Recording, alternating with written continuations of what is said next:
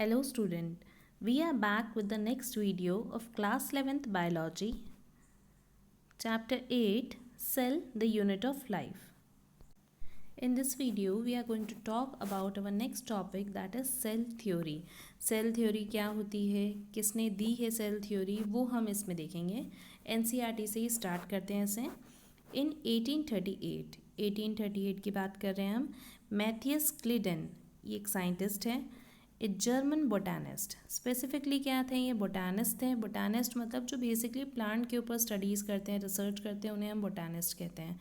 Examined a large number of plant. बहुत सारे plants उन्होंने एग्जामिन करे थे, उन पर रिसर्च करी थी. And observe that all plants are composed of different kinds of cells. जो सारे प्लांट्स होते हैं वो डिफरेंट काइंड्स ऑफ सेल्स से मिलके बने होते हैं, ये उन्होंने बोला था. Which form the tissues of plant. हमें पता है ये ऑलरेडी कि सेल्स हैं, सेल्स कंबाइन होकर क्या बनाते हैं? टिश्यूज़ बनाते हैं. तो वो ऑब्वियसली क्या बनाएंगे? टिश्यूज़ बनाएंगे. At about the same time, और उसी टाइम के दौरान थियोडोर स्केवान एक, ये भी एक साइंटिस्ट है. स्पेसिफिकली क्या थे ये? ब्रिटिश जूलॉजिस्ट हैं. ये कौन सी ईयर की बात कर रहे हैं हम? 1839 की. Study different types of animal cells. उन्होंने different type of animal cells के ऊपर डिस्कवरी करी थी, रिसर्च करी थी. जूलॉजिस्ट बेसिकली कौन होते हैं? जो एनिमल्स के ऊपर रिसर्च करते हैं उन्हें हम जूलॉजिस्ट कहते हैं. And reported that cells had a thin outer layer. उन्होंने ये देखा कि जो सेल्स होते हैं उनकी सबसे बाहर वाली लेयर जो होती है, which is today known as plasma membrane, जिसे हम आज क्या कहते हैं? Plasma membrane. ये बात उन्होंने अलग अलग जब सेल्स देखी तो उन्होंने देखा कि सारे सेल्स की आउटर लेयर होती है, और उसी आउटर लेयर को हम आज क्या कहते हैं? Plasma membrane. ये देखिए, आपको ये एनिमल सेल का डायग्राम बता रखा है. एनिमल सेल की जो ये आउटर मोस्ट लेयर दिख रही है आपको, ये आउटर मोस्ट लेयर को हम क्या कहते हैं? Plasma membrane. ये आउटर मोस्ट लेयर क्या करती है? प्रोटेक्ट करती है सेल को, और इसके बारे में हम डिटेल में पढ़ेंगे चैप्टर के अंदर. ये तो एक पॉइंट बोल दिया हमने. एक और उन्होंने क्या बोला? He also concluded based on a studied on plant tissue that presence of cell wall is the unique character of the plant cell. अगर हम किसकी बात करते हैं? प्लांट सेल की बात करते हैं, तो प्लांट सेल में यूनिक कैरेक्टरिस्टिक क्या होता है? उनमें प्रेजेंट होती है सेल वॉल. अभी हमने एनिमल सेल देखा था. एनिमल सेल में सबसे आउटर मोस्ट लेयर कौन सी थी? Plasma membrane. बट यहाँ पे कौन सी वॉल होती है? सबसे outer most cell wall present होती है. इस सेल वॉल सिर्फ और सिर्फ किस में होती है? प्लांट सेल में होती है. एनिमल सेल में बिल्कुल भी नहीं होती है ये. तो हम क्या देख रहे हैं? ये एक यूनिक कैरेक्टरिस्टिक है प्लांट सेल का. All the plant cell have cell wall as the outer most covering. और इसी सेल वॉल के अंदर लेयर होती है जिसे हम ऑब्वियसली क्या कहते हैं? प्लाज्मा मेम्ब्रेन या फिर सेल मेम्ब्रेन. कंफ्यूज बिल्कुल भी नहीं होना है. प्लाज्मा मेम्ब्रेन और सेल मेम्ब्रेन दोनों एक सिमिलर चीज़ हैं. बाकी सेल वॉल क्या है? ये सिर्फ और सिर्फ प्रेजेंट होती है प्लांट सेल में. On the basis of this, इसी के बेसिस पे स्केवान प्रपोज द हाइपोथेसिस. एक हाइपोथेसिस दी गई that the bodies of plants and animals are composed of cell.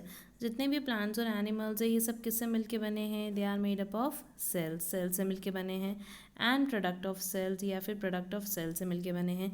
मतलब ऑल द लिविंग ऑर्गेनिज्म, या फिर स्पेसिफिकली प्लांट्स और एनिमल्स के बारे में उन्होंने ये कहा कि सारे प्लांट्स और एनिमल्स किससे मिलके बने हैं? सेल से मिलके बने हैं. इसी के बेसिस पे उन्होंने क्या फॉर्मुलेट करी? सेल थ्योरी दी. Schleiden and Schwann. Schleiden and Schwann हमने देखा है, हमने अभी नाम पढ़े थे यहाँ पे, आपको ध्यान हो तो हमने क्या बोला था? मैथियस क्लीडन. मैथियस क्लीडन में हम सिर्फ क्या बोल रहे हैं? क्लीडन बोल रहे हैं. ऐसा क्यों कर रहे हैं? क्योंकि नॉर्मली क्या होता है बायोलॉजी या फिर साइंस में हम साइंटिस्ट का नेम सिर्फ सरनेम से याद रखते हैं. तो हमने क्या कह दिया? स्क्लीडन कह दिया, और थ्रीडोर स्केवान का सिर्फ स्केवान कह दिया. तो यहाँ पे क्या कहा है? Schleiden and Schwann together formulated the cell theory. दोनों ने मिलकर क्या दी? सेल थ्योरी दी. This theory however did not explain as to how new cell were formed. पहले उन्होंने ये तो बता दिया कि सारे लिविंग ऑर्गेनिज्म या फिर प्लांट्स और एनिमल्स किससे मिलके बने हैं? सेल से मिलके बने हैं, या फिर सेल के प्रोडक्ट से मिलके बने हैं. बट उन्होंने ये नहीं बताया कि नए सेल्स कहाँ से आ रहे हैं, न्यू सेल्स कहाँ से फॉर्म्ड हो रहे हैं. तो वो बताया था किसने? रुडोल्फ विर्को. ये भी एक साइंटिस्ट है. रुडोल्फ विर्को ने 1855 में बताया. First explain that cells divided and new cells are form from pre existing cells. नए सेल्स आपको कहाँ से मिल रहे हैं? पुराने सेल से मिल रहे हैं, प्री एग्जिस्टिंग सेल से मिल रहे हैं। मतलब आपको एक सेल जो दिख रहा है वो सेल डिवाइड करेगा, नए सेल्स बनाएगा, दूसरे सेल्स डिवाइड करेंगे वो और नए सेल्स बनाएंगे। तो ओवरऑल जो नए सेल्स आपको दिख रहे हैं वो कहाँ से आए हैं? प्री एग्जिस्टिंग सेल, पुराने सेल से। और उन्होंने एक स्टेटमेंट दिया, ओमनिस सेलुला ई सेलुला।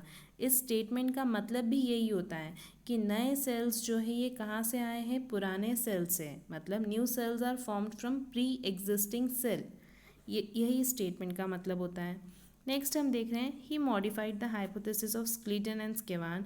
उन्होंने मॉडिफाई करा, क्योंकि स्क्लीटन और स्केवान ने सिर्फ क्या कहा था कि जो भी प्लांट्स और एनिमल्स ये सब किससे मिलके बने हैं? सेल से मिलके बने हैं। तो उन्होंने इसको मॉडिफाई करा to give cell theory a final shape, और फाइनली एक सेल थ्योरी दी।